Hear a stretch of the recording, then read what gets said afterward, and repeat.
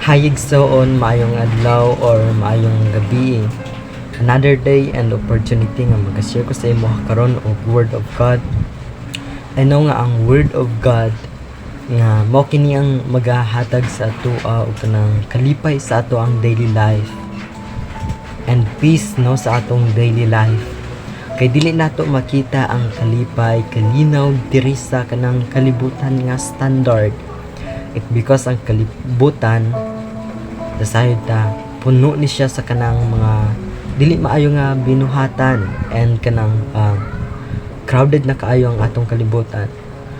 But truly God no nga mangita tag kalipay kalinaw diha sa iya dili ni siya kanang makumpara no sa kalipay ug kanang kalinaw nga ikahatag sa kalibutan.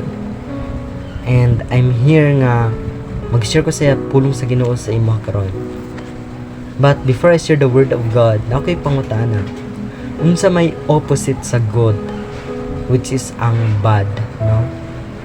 Kung naay good, napud bad. In short, kung naay maayo, napud dautan. And ang akong i-share sa imo karon makita sa Colossians chapter 1 verse 9. Ang pulong sa Ginoo nagaingon, nag-ampo gayud kami kanunay alang kaninyo sukad sa pagkasayod namo niini, gipangayo namo sa Dios nga masayod unta kamo sa iyang kabubut-on uban sa tanang kaalam ug kahibalo nga gihatag sa iyang espiritu. Verse 10, aron makahimo kamo pag kinabuhi sumala sa kabubuton sa Ginoo ug makabuhat kanunay sa mga butang nga makapahimuot kaniya magmabungahon ang inyong kinabuhi sa tanang mga maayong buhat ug magdugang ang inyong kahibalo may tungod sa Dios. Mao kini ang reminder ni kanang Paul nga ginasulat ni Pablo no sa Colossians.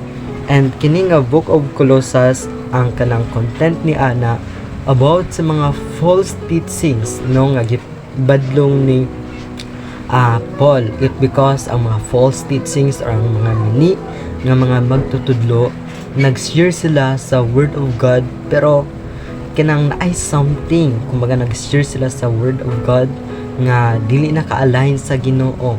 It because nag-share sila sa word of God nga lahi ang ilang purpose no, ang ilang purpose maka-gain o ganang mga butang para sa ilaha.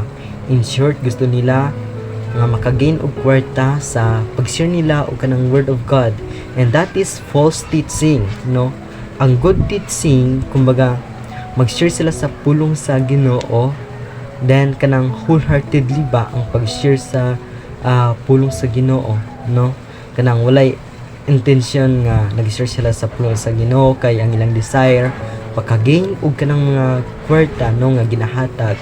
Dili to siya mao. That's why gibadlong ni kanang Pablo ang mga Kristohanon na agi sa reminders no nga kinahanglan masabtan gayod ang kanang mga plano sa Ginoo sa tagsa-tagsa nga kinabuhi sa mga Christian.